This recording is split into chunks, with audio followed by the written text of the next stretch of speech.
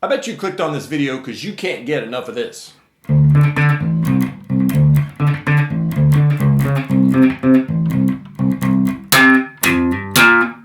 that, of course, was the iconic bass line from 1978 smash hit Boogie Oogie Oogie by the group A Taste of Honey, which featured the lovely and talented Janice Marie Johnson handling not only that iconic bass part, but lead vocals as well. Let me tell you, I'm no exception to the rule. You know what you can do.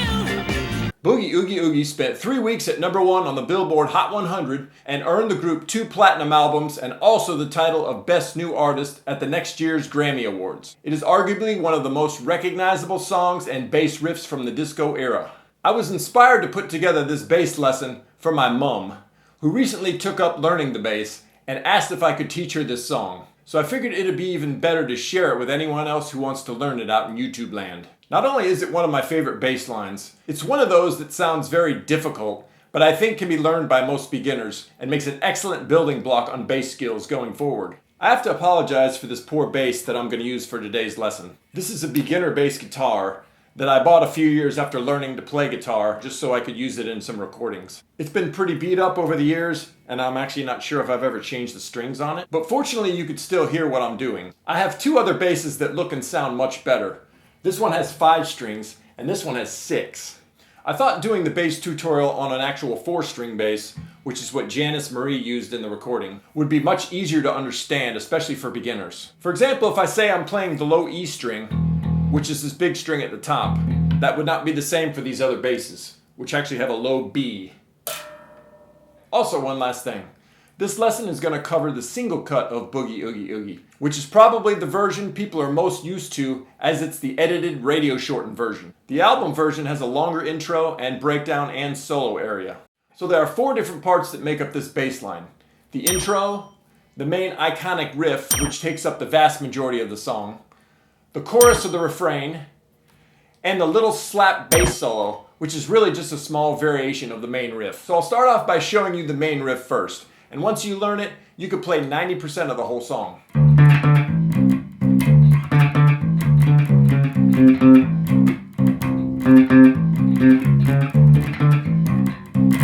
Also, at the end of the video, I'm going to do an entire playthrough of the song just so you guys can piece all the parts together.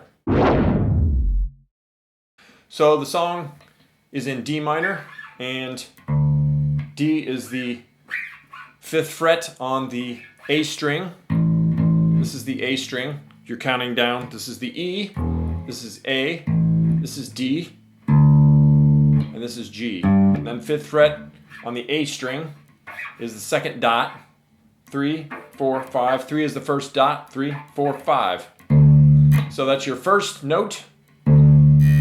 Okay, so you're playing that, and then you're hitting the 7th fret on the high G string, which is here, which is 1 octave above the D down here. So I play the 5th fret with my 1st finger, and then I play the 7th fret with my pinky, actually, because you can use your pinky, and you could basically push. You can give more strength to that push on the pinky with your 3rd finger. You can also play it with your 3rd finger, but it helps with the strength to push with the pinky. You get a little bit further reach, and it just looks cooler playing with the pinky. So the 7th fret, there's 2 hits on the 7th fret. Now it's not just a regular hit. It's actually a staccato hit. So you're pushing down on the 7th fret, and the difference between a staccato note and a held note is this is the held note. On the staccato note, you're actually letting go right after you hit. You're putting pressure on the 7th fret, and then you're letting it off immediately. So it can't ring out anymore. So you do that twice. So you're kind of bouncing your hand off that instead of, hear the difference? Okay, so that's a staccato, those 2 staccato hits on the 7th fret. So when you're playing the double staccato hit on the 7th fret, you also want to use your birdie finger instead of your 1st finger. You can use your 1st finger, but I recommend over time it's going to be a lot easier to use your 1st finger and your birdie finger to do kind of a walk, because, yeah, you're going to be able to play a lot faster that way. Birdie finger on all the G string notes. So all the staccato notes, you can use your birdie finger. So after the 5, 7, 7, the 2 staccato 7s, you're going open A string, and then 3rd fret A string, which is the C note. First dot, 0, 3, 3, 5. After the 0, 3, 3, 5, you're swinging your hand back up to the 7 again and doing the 2 staccato notes again.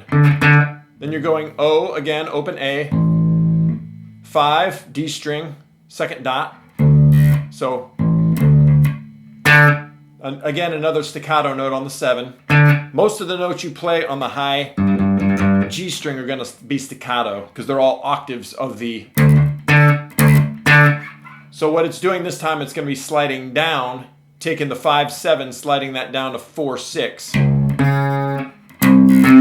So, yeah, those octave intervals are very, very common in disco songs with the bass lines. Very, very common.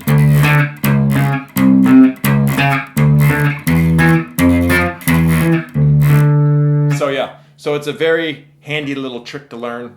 Probably all bass players do that, whether they're playing disco or not. So you after you do the first, then you go 05, 7 staccato on the high G, so, and then 4 on the A string, and then 6 staccato on the G, and then 3, which is your C, and then you're doing 2 staccatos on the 5. So, and then you're doing an 0-3-3 like last time. Instead of, you're keeping it on the 3rd fret. So you're actually doing 3 notes on the 3rd fret. And then 5-5 again, staccato. Okay? And then it walks back up. 0-3, staccato 5, 4, staccato 6, and then it goes back to the beginning again. So basically that is the entire loop. So it goes back to 5, 7, 7 again.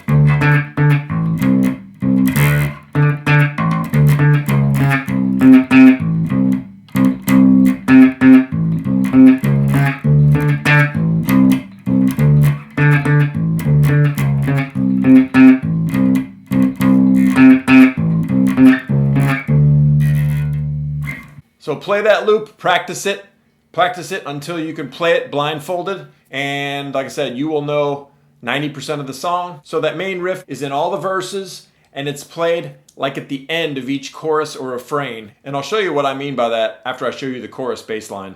So the end of that riff, just before it goes into the chorus, she sings, "You are no exception to the rule."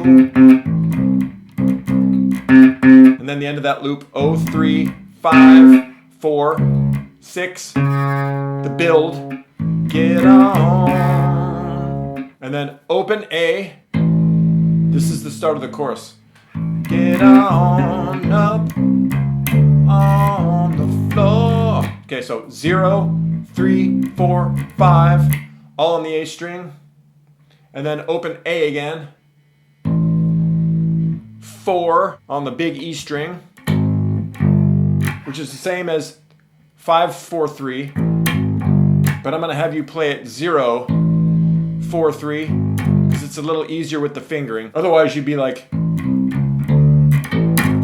it's actually really hard to kind of switch from the 5 to the 3. Get on up on the floor, okay? And then she goes 1, 2, 3 on the A string. You can play it just like that. Then you have to slide up. After you hit that 3, slide up to this 5, and you're doing the 5th fret, staccato note, C note on the A string, 3rd fret, and then open E. So that finishes that loop. So I'm going to play that again.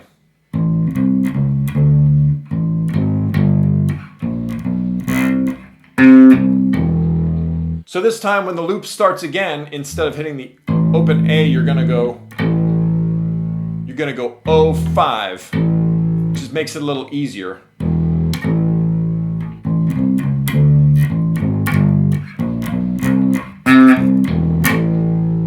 going O, 5. And then you're doing the 3, 4, 5 again. Okay, and then 0, 4, 3. Yep. And then 1, 2, 3 again. And then right before the can't boogie no more, there's a little, it's a trill between the 4th and the 5th frets on the high G string. So you're, what that is you're plucking it at the 4th fret, and you're doing what's called in the guitar world as a hammer-on. So you're not plucking it, you're just going, and then you pull it off to the 4th fret, and then hammer it on again. So I just wrote it as 2 times, 2 repeats, but actually I think it's done multiple times, and what that's called is a trill. So, yep, just practice that technique. So it's gonna go, so get on up on the floor, 'cause we're gonna boogie oogie oogie till you just can't boogie no more. Okay, good. So that's at the end of that, and then it goes back into the main riff, which is what I told you guys. The chorus, the end of the chorus kind of goes back into the main riff again. Boogie no more, boogie, boogie no more,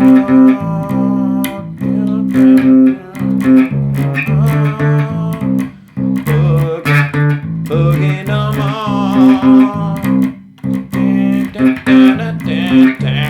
Okay, cool. So now that is probably 95% of the song. So the second chorus or refrain, she plays it a little bit differently than the first. Okay, so it starts off on O, A string, 3, 4, 5, A string. And then O, open A again. 4 on the low E. Up on the floor. And then 1, 2, 3, A string. 5, staccato, 5th fret G. And then 3rd fret A, and then open E, and then your 5th fret again on the E, 3, 4, 5 on the A string, and then this time it's going to go 3, 4, 5 on the D string, and then it's going to start doing a 3, 4, 5 on the G string, but instead of going, it's going to do another trill. I'll play that whole second chorus again. Get on up on the floor, 'cause we're gonna boogie oogie oogie till you just. Okay, 3, 4. That trill. Okay, and then it goes back into the main riff. Oh, boogie, boogie no more. Okay, cool. Okay, now for everyone's favorite part, the bass solo. Okay, so the bass solo has 1 full loop of the main riff. So she goes, listen to my bass play. Does that walk up, and then 5, the 7/7 staccato. 1 full loop of that.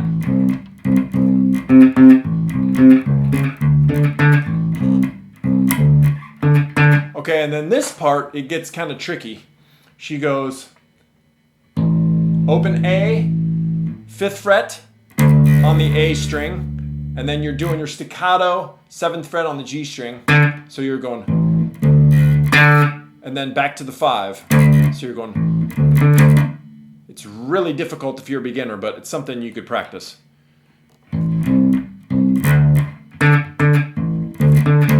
And then down to 4th fret. So you're hitting those really fast. And I would recommend using 2 fingers for that. That's why I mentioned you guys should practice 2 fingers from the get-go, because I don't even think you could do that with 1 finger. I can, but it's really hard. Anyway, so yeah, that's that quick little step down. So she kind of augments the step down with those extra notes.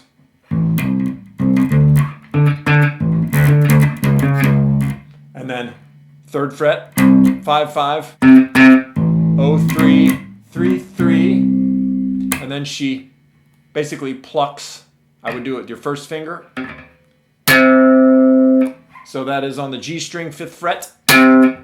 and then third finger on the D string. I think she slaps it with her thumb. You could probably pluck all those if you wanted, but and that's a hammer on 3 to 5. And then third fret on the G, another hammer on. So it's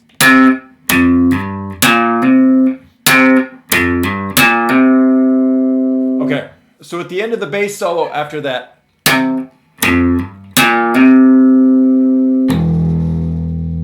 so you hit the low E, and that's the transition note.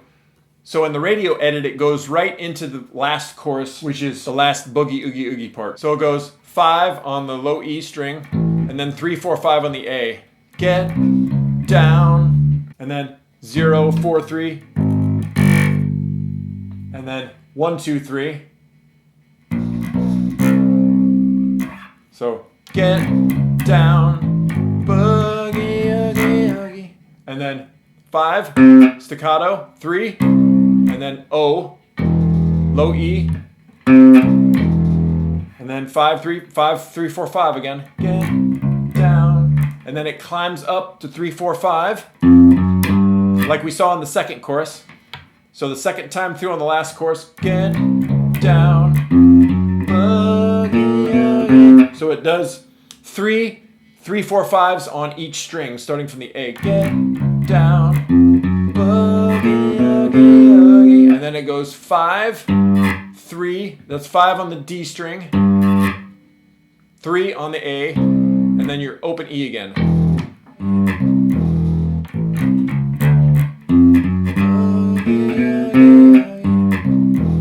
Okay, and then you're playing your 5, 3, 4, 5 again. Get down, and then O, 4, 3, 1, 2, 3, and then your 5, high G again, 3, O. Okay, and then the last time is 5, 3, 4, 5,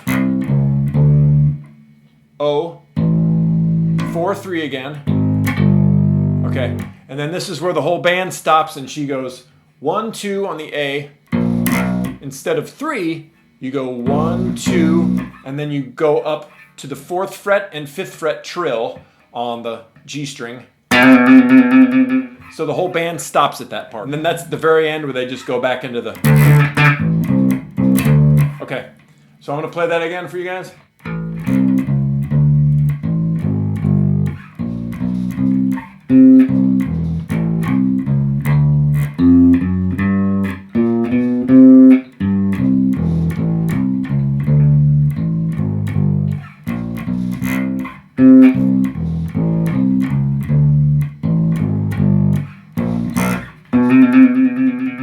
So that is everything in the song except for the intro. And in the radio version, there's basically 2 loops.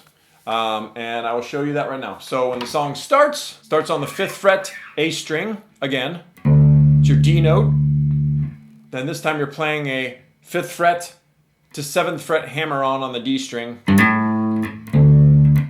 And then 5th fret on the G string. And then 7th fret. So those are 2 pluck notes. And then this time you're plucking on the 7th and sliding to the 10th fret on the G string.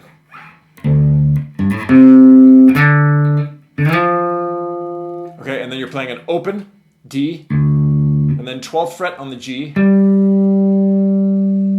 So I've seen other people on YouTube playing it with the alternating between this open and then 10th fret, 9th fret. But listening very closely to the original recording, I can actually hear, I think she's hitting an A string in there as well. So that would be more of like a open D, 12th fret, and then back to the open D, and then A, open A, and then 10 on the G, again, open D, open A. And that's really hard to do without making it sound like a chord, because they all kind of bleed together, so you have to kind of muffle or mute the strings. And then 9th fret, open D, open A, and then last is 7, G string, and then 7 on the D. Open A, and then, so it loops, so back into the beginning of the loop, and then hammer on again, 5, 7 on the D string, and then 5, 7, and then your pluck, slide up to the 10th fret, and then O, D string, 12, G string, and then 2 hits on the 14th fret, and then 14 hits, slide down to the 12, 10th fret, so, okay, and then 9, G string, 7 on the D string,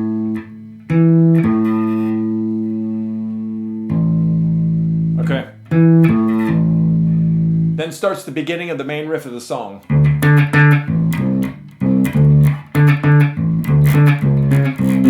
Okay, so now I'm going to put all the parts together and play the whole song for you.